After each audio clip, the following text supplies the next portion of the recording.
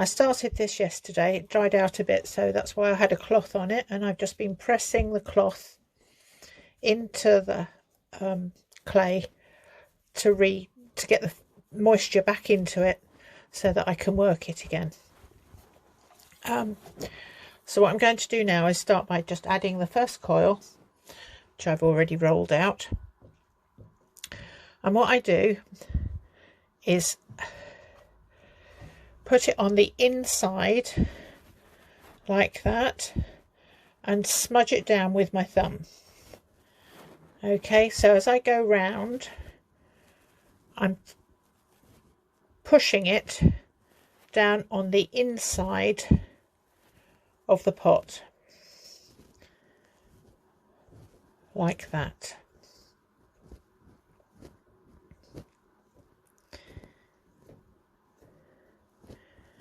When I get to where I started, I just carry on round, as that was a low bit anyway.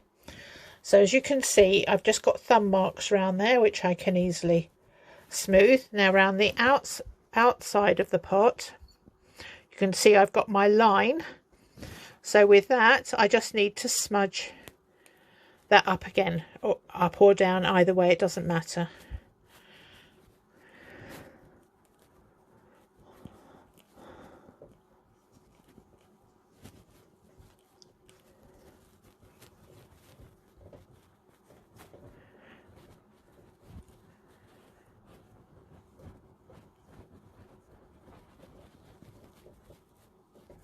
Okay, so my coil is now well smudged in.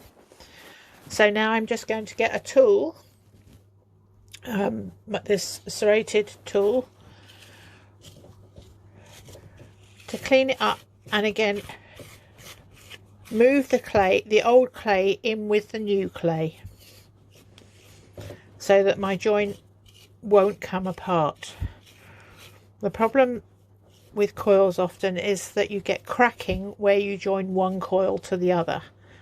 So doing this prevents that from happening.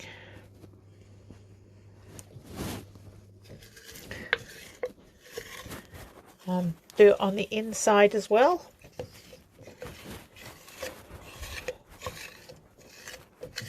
Okay. That's it, and then I can use the other side of this to smooth. Of course, I'll do final smoothing at the end,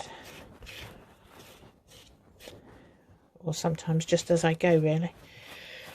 Okay, so now what I'm going to do, as you can see, this is still quite thick here. It's thicker than I want it to be. So what I'm going to do is I'm going to put my fingers on the inside, my thumb on the outside, and I'm just supporting it and pushing the clay inwards.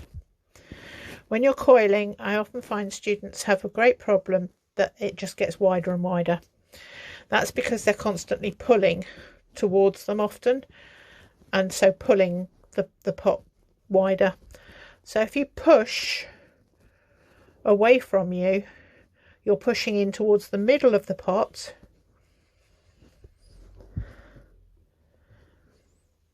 and therefore it stays slimmer.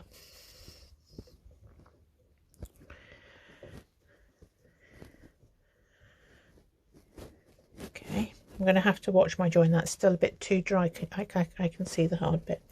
I will watch that. But so yeah, you can see, and I can do it on the inside as well. So that smooths the inside edge. And can you see how I'm pulling the clay up as I go? So that retains a nice even wall thickness.